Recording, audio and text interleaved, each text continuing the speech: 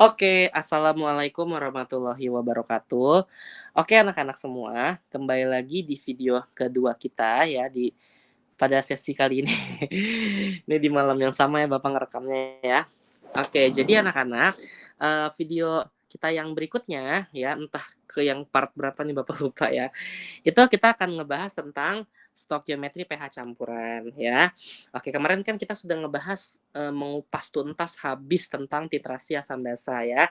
Ini sebenarnya masih nyambung sih. Nah, sekarang, kita mau menghitung sebuah pH ya, tapi hasil pencampuran antara asam sama basa. Nah, pertama yang harus kamu pahami, kamu harus hafal dulu 6 asam kuat sama basa kuat ya, golongan 1A sama golongan 2A.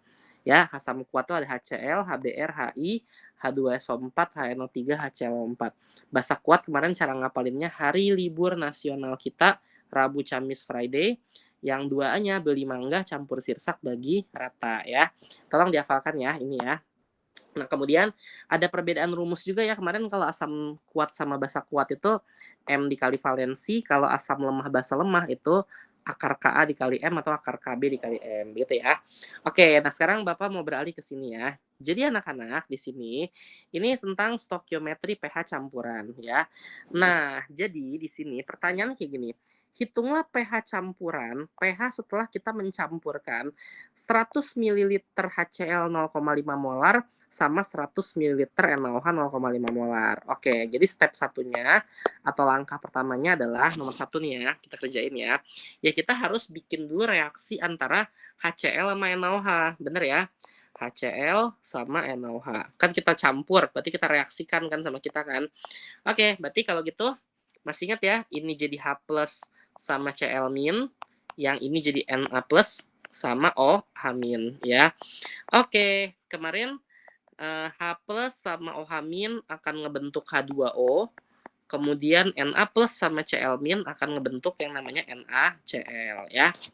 Nah, next karena ini adalah stokiometri, karena kita mencampur ya, maka kita harus pergunakan yang namanya MRS seperti itu ya. Oke, yuk kita hitung sama kita. Mula-mula HCl-nya 100 mili sama 0,5 molar. Kita kaliin aja sama kita, berarti 50, tapi 50-nya 50 milimol ya. Kenapa? Karena kita tidak merubah satuannya tetap mililiter ya, nggak liter ya. Tapi nggak apa-apa juga kalau misalnya kamu mau merubah ke liter nggak apa-apa. Nanti hasilnya jadi mol ya. Oke, tapi Pak Budi sih nggak perlu Bapak rubah ke apa namanya liter ya. Nanti Pak Budi jelasin kenapa alasannya. Nah, ini sama ya 100 mili sama 0,5 molar. Berarti dia juga 50 milimol. Nah, oke, karena dia koefisiennya 1 dan kalau kita lihat reaksi pembatasnya juga 50/1 sama 50/1 kan hasilnya sama-sama 50 ya. Berarti kita bebas menurunkan salah satunya. Contoh misalnya kita mau nurunin HCl-nya, boleh. Berarti ke sini 50 milimol ya. Nah, terus sampai di sini kalau kita belajar stokiometri, kita pakai perbandingan koefisien kan. Berarti karena ini koefisiennya sama-sama 1 semuanya, ya berarti ini semuanya juga sama-sama 50 milimol juga, seperti itu. Oke, bisa dipahami ya sampai sini ya anak-anak ya. Oke deh, dah sekarang atas dikurang bawah, 50 dikurang 50 ini habis, nggak ada sisanya, ini kan atasnya kan nggak ada ya, berarti ini juga 50 milimol, yang ini juga 50 milimol. Begitu deh anak-anak, bisa dipahami ya sampai sini ya. Oke, dah berarti kalau misalnya sudah sampai sini, nah yuk kita analisis sama kita. Apa sih yang bersisa sama dia di sini? Yang bersisa adalah 50 milimol NaCl sama 50 milimol air. Tapi kalau air, ya kita udah nggak usah peduliin ya sama kita ya. Air itu kan cuma sebatas pelarut aja. Nah, artinya di sini anak-anak, di soal nomor 1 ini, di S, dia hanya menyisakan sebuah garam, yaitu garam NaCl. Dan kalau kita tinjau sama kita, di sini HCl itu adalah asam kuat. Bener nggak? Tuh asam kuat ya HCl tuh ya. Nah, ada kan tuh HCl asam kuat ya. Oke, berarti dia asam kuat ya kan. Dan NaOH itu merupakan basa kuat ya. hari libur nasional kita, NA nih ya, bener ya, basa kuat ya. Oke, berarti kalau asamnya kuat, basanya kuat, masih ingat ya di video sebelumnya Pak Budi jelaskan, garam itu ikut sifat ayah sama ibunya. Kalau ayahnya kuat, ibunya kuat, ya berarti maka tidak ada yang mendominasi di sini. Garamnya itu akan bersifat netral. Sehingga kita nggak usah capek-capek menghitung pH-nya. Ketika ditanya berapa pH campurannya, ya pH-nya sama dengan 7. Seperti itu. Ngerti ya sampai sini anak-anak ya? Oke. Nah, sekarang yuk kita beralih ke soal nomor 2. Enaknya adalah soal nomor 2 ini sama-sama HCl dan NaOH. Ya kan? Ya udah, kita copy paste aja kalau begitu soal nomor 1. Benar nggak? Tuh, kita copy paste ya sama kita ya. Duplikat ke bawah. Nah, seperti itu ya. Tapi beda nih angkanya nih. Angkanya beda-beda, bener nggak? Nah, yang beda kan angkanya. Jadi ya udah angkanya aja kita ganti sama kita ya kan. Oke, kan kalau reaksinya mah sama. Iya kan? HCl sama NaOH juga. Oke ya, ini soal nomor 2 ya. Oke. Nah, sekarang nomor 2. 200 mili sama 0,5. 100 ya, berarti ya. HCl-nya 100. Oke, ini 100 milimol. Terus berikutnya NaOH-nya itu 100 sama 0,5. Berarti 50 milimol. Nah, kalau misalnya begini, yang turun adalah yang paling kecil kan. 100 bagi 1 100, 50 bagi 1 50. Kalau kita bagi sama koefisien, maka yang turun harus yang paling kecil. Berarti ini yang turun ya, 50 milimol si NaOH-nya. Nah, sampai sini kita pakai perbandingan koefisien 1:1 semuanya, berarti ini juga 50, ini 50, ini 50 milimol semua ya. Nah, sehingga kalau atas kurang bawah ini enggak ada, ini enggak ada, berarti ini 50 milimol ya kan. Ini habis, ini 50 milimol ya kan. Ini 50 milimol. Oke, yuk kita analisis yuk sama kita. Apa aja yang bersisa? 1, dia menyisakan sebuah asam di sini, di mana asamnya adalah asam kuat. Betul ya? Dan di sini dia juga punya sebuah garam, di mana garamnya itu bersifat netral. Tadi kan, garam NaCl itu sifatnya adalah netral. Artinya di sini anak-anak, ya karena dia netral, ya dia tidak mempengaruhi apa-apa. Benar nggak? Nah, sehingga kalau kita disuruh menghitung pH campuran, ya kita hitung pH si asam kuat ini ya. Kenapa? Karena garamnya netral, garamnya nggak ada pengaruh apa-apa. Ngerti ya sampai sini ya? Oke, sehingga kalau kita disuruh ngitung pH asam kuat, nah rumusnya udah Bapak kasih di atas nih. H plus sama dengan M dikali valensi ya.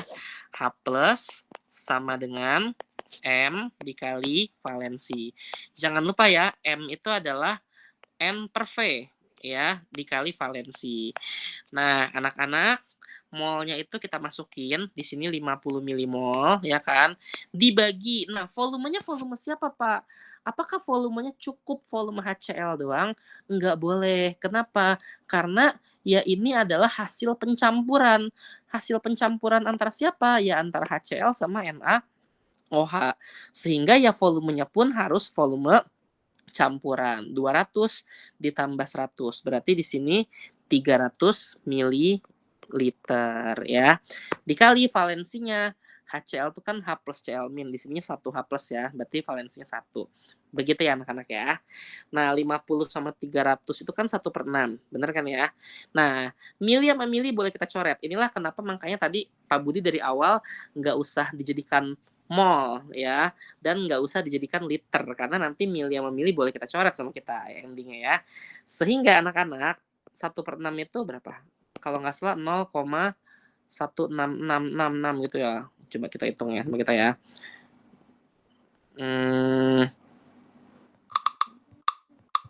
Oh iya 0,1167 gitu ya. Oke, berarti di sini adalah 0,167 sehingga kalau kita jadikan eksponen 1,67 gitu ya kali 10 pangkat min 1 dia kan maka pH campurannya adalah 1 min log 1,67 begitu ya. Oke, sip. Nah, next sekarang kita beralih ke soal nomor 3. Nah, soal nomor 3 anak-anak sama nih, sama-sama HCl dan sama-sama NaOH dibalik doang, ya kan, sama aja kan intinya mah kan, ya kan? Oke, berarti nomor 3 pun ya reaksinya bisa kita copy paste ya sama kita ya. Nih Pak Budi bikin ke tahap ininya ya, copy, next kita paste di sini. Nah, seperti itu ya. Tinggal kita hapus aja angka-angkanya sama kita, bener nggak? Nah, ini dihapus ya kan, kayak gitu. Ini juga dihapus. Yuk, kita analisis yuk soal nomor 3 ini, ya. Nah, soal nomor 3 ini anak-anak, NaOH-nya itu 250 sama 0,3. Berarti kalau kita kalikan sama kita jadi 75 ya, 75 milimol. Si NaOH-nya nih, 75 milimol. Oke, next berikutnya si HCl itu 200 mili dikali 0,25.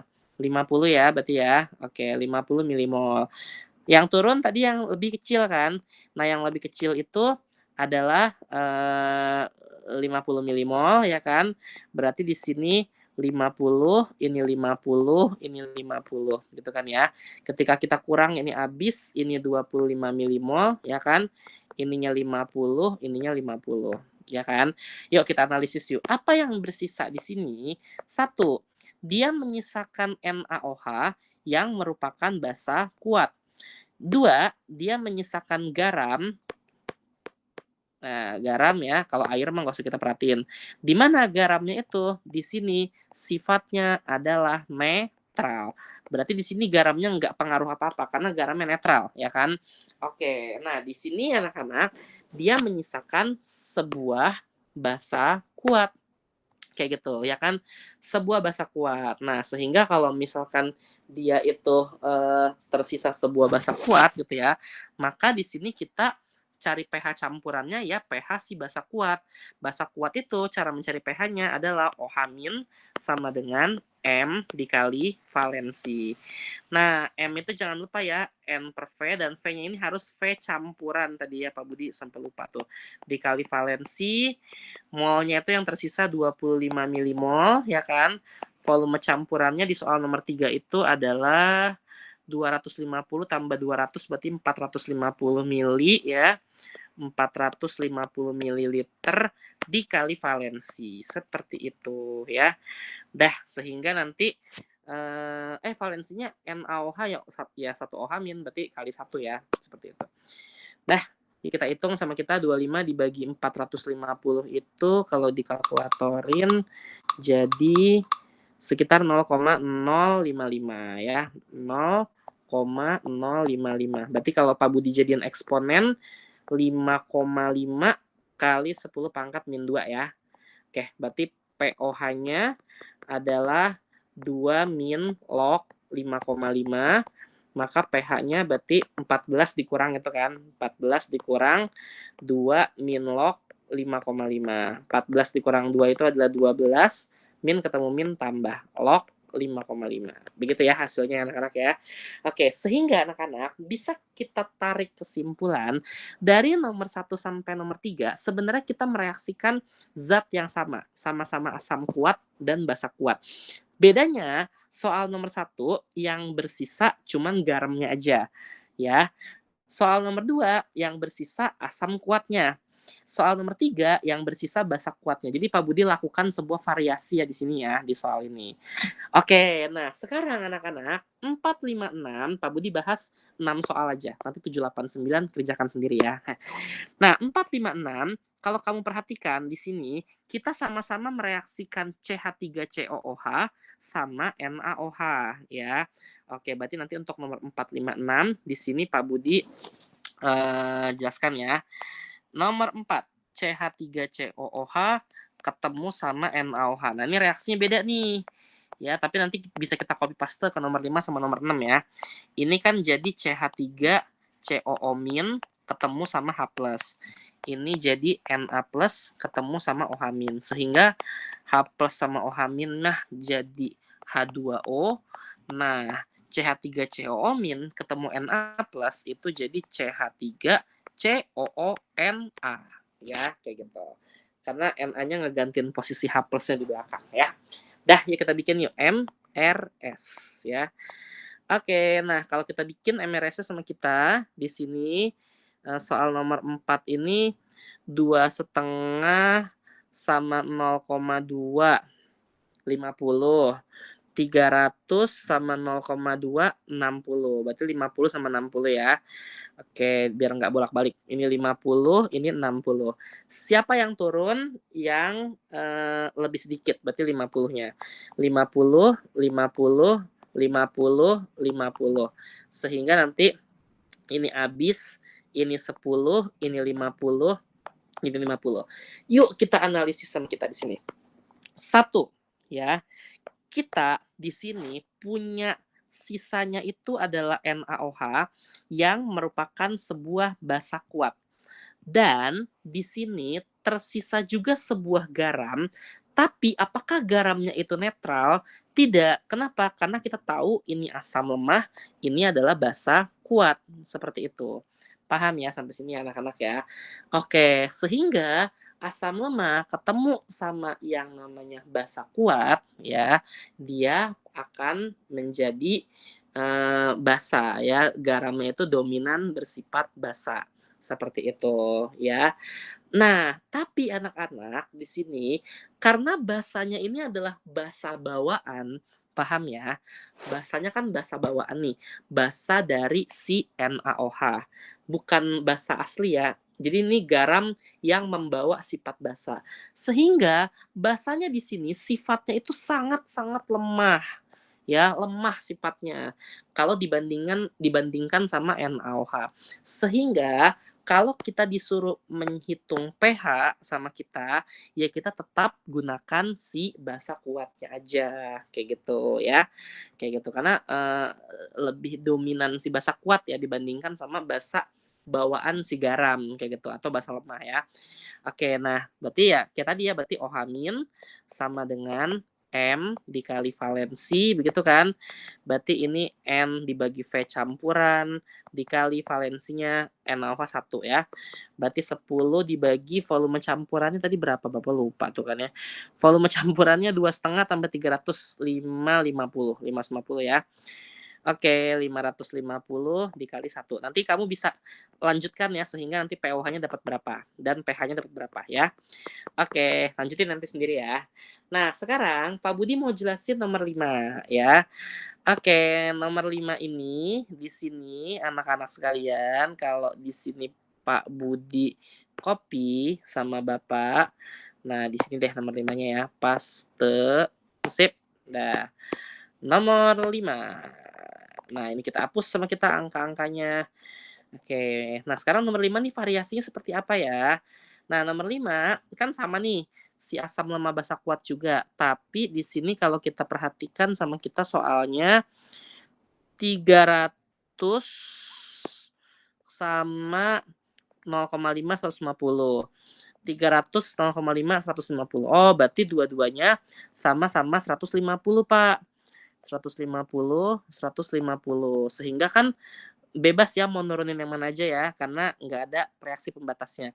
150, 150, 150, 150. Habis 150, 150. Sepakat ya seperti itu ya. Oke, nah anak-anak, di sini dia akan menyisakan hanya garam aja, which is ya di mana garamnya itu tadi bersifat basa, ya enggak? Garamnya itu bersifat basa. Nah, kalau misalnya garamnya bersifat basa berarti pH-nya tidak 7, ya kan? pH-nya lebih dari 7. Nah, sekarang pertanyaan Bapak adalah kalau kita disuruh menghitung pH-nya bagaimana, Pak? Oke, anak-anak waktu di video sebelumnya Pak Budi ajarin garam yang seperti ini disebutnya adalah garam yang mengalami hidrolisis. Oke, cara ngitungnya ada cara khusus nanti. Tapi Bapak tidak sampaikan di video ini ya. Di video ini Bapak cuman kepengen kamu tahu bahwa soal nomor 5 ini dia memang yang bersisa cuman garamnya aja. Akan tetapi garamnya itu tidak netral. Garamnya itu bersifat basa, sehingga garamnya mengalami hidrolisis. Cara ngitungnya nanti ada rumusnya sendiri, tapi di bab hidrolisis, tidak di video kali ini. Paham ya sampai sini ya? Oke, nanti kalau diajarin sekarang jadi nggak surprise. Ya ada secara yang ya, oke. Nah, sekarang yuk kita, copy paste lagi karena kita belum ngitung ya tadi ya, ke soal nomor 6 ya kan sama nih 4, 5, 6 dia juga kan. Oke. Nah, soal nomor 6 anak-anak, ini Bapak hapus sama Bapak ya iniannya aja karena kan nanti kan dia, ini ya beda ya angkanya ya. Yuk kita lihat yuk angkanya. Soal nomor 6 itu angkanya adalah 150 kali 0,2. 30 ya, 30. 100 kali 0,1 10. Berarti CH3COH-nya 30, NaOH-nya 10. Yuk kita tuangkan di sini ya. Ini 30, ini 10. Nah, ini harus ada yang turun ya, salah satu ya, yaitu yang paling kecil kan. Ini 10, berarti ini 10, ini 10, ini 10. Nah, inilah letak permasalahan yang terjadi di sini ya. Ini habis, ini 20, ini 10, ini 10 ya. Oke, nah anak-anak, ini nih uniknya soal ini nih ya. Soal ini dia menyisakan CH3COOH di mana CH3COOH itu adalah asam lemah ya. Oke, nah sekarang dia juga punya sebuah garam di mana garamnya tadi garam yang bersifat basa. Nah, kita tahu bahwa garam ini membawa sifat basa, sehingga basanya di sini adalah basa lemah. Iya kan? Seperti itu. Nah, kalau sekarang Pak Budi disuruh, Pak Budi minta kamu untuk menghitung pH, ini pH-nya siapa yang harus kita hitung sama kita? Kalau soal nomor 4 kan, oke, di sini basanya basa lemah, di sini basanya basa kuat. Berarti yang dominan itu adalah yang kuat. Maka kita perhatikan si kuatnya aja. Tapi kalau misalkan dia sama-sama lemah, di sini dua-duanya memiliki hak yang sama untuk dihitung dong pH-nya dong. Benar nggak? Kayak gitu. Terus gimana Pak? Apakah nanti dia berantem antara si asam lemah sama si basa lemah ini? Enggak ya. Karena dia dua-duanya itu sama-sama kaum-kaum yang lemah ya. Nanti si asam lemah dan garam yang sifatnya basa lemah tadi ya, garam yang sifatnya basa, ini justru mereka tidak berantem. Mereka justru akan berkolaborasi ya, karena sama-sama kaum lemah ya kan. Inilah kolaborasi mereka ini, inilah yang kita kenal kemarin dengan nama larutan penyangga seperti itu. Atau disebut juga dengan larutan buffer seperti itu anak-anak ya.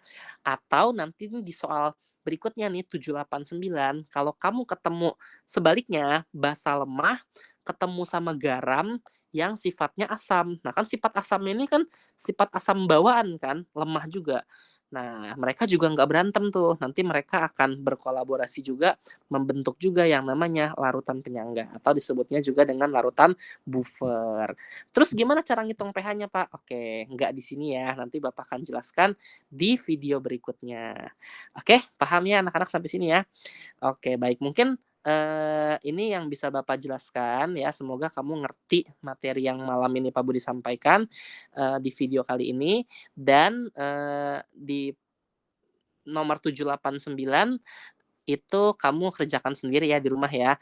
Ini template-nya bakal sama seperti 4, 5, 6 karena 7, 8, 9 itu ya Bapak balik, asamnya asam kuat, basanya basa lemah gitu ya.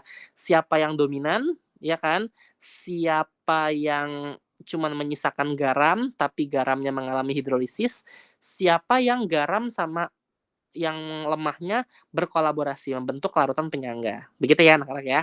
Oke, kerjakan ya 789 biar bisa di rumah nanti. Mungkin video ini Bapak akhiri sampai sini dulu ya. Kita ketemu lagi di video berikutnya. Kita masuk ke bab tentang larutan penyangga ya. Kurang lebihnya mohon maaf. Wabillahi taufiq wal hidayah. Assalamualaikum warahmatullahi wabarakatuh.